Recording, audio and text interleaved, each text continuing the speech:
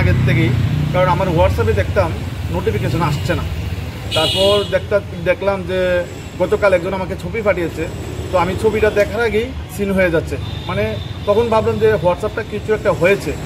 তারপর দ্বিতীয় বিষয়, আমি ফেসবুকেও পোস্ট দিয়েছি হয়তোবা এরকম হ্যাক হয়েছে আসল বিষয়, কিন্তু তারপর আজকে দেখলাম একটা পোস্ট, যে পোস্টটা দুনিয়ায় দেখা যাচ্ছে।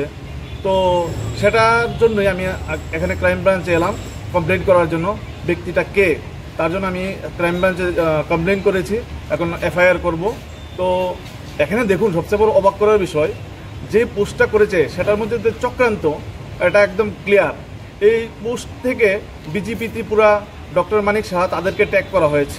আমি বুঝলাম না এটার মানেটা কি। যদি কোনো কিছু থাকে তাহলে তো তাদেরকে ট্যাগ করার প্রশ্ন আসে না।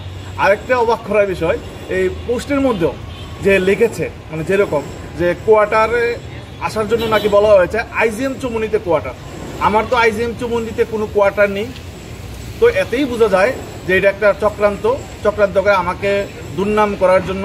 কারণ আমি বামুটিয়াবাসীর কল্যাণে কাজ করে যাচ্ছি প্রতিনিয়ত। আপনারাও দেখছেন সোশ্যাল মিডিয়াতে বিভিন্ন রকম বিধায়ক উন্নয়ন তহবিল কাজ চলছে। তারপর বিভিন্ন অঙ্গনওয়াড়ি স্কুলের আমি পরিদর্শনে যাচ্ছি, বিভিন্ন কাজ পরিদর্শনে যাচ্ছি। তার জন্য তাদের সহ্য হচ্ছে না, আমাকে বদনাম করার জন্য এটা কাজ করা হয়েছে।